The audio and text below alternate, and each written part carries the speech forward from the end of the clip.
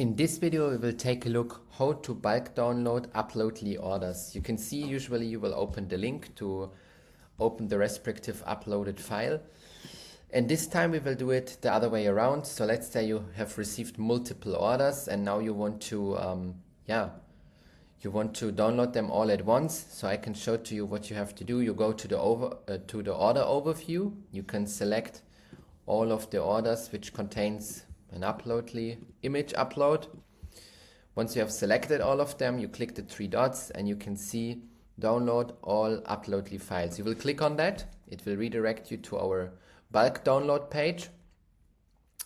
And once you have clicked on them successfully, you will see that they are in the queue and they are currently being prepared to get downloaded. You have to wait a few minutes. You see it's then pending and processing step by step. And then it's ready. So when it's ready, then you can download it. For example, to the desktop. You see the files are being downloaded. You can also take a look into that.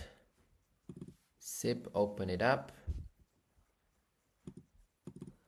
And now we can see all the files which have been submitted. What you will also notice that always the order number is inside it, and you will always know which image of the order it is and to which order it belongs.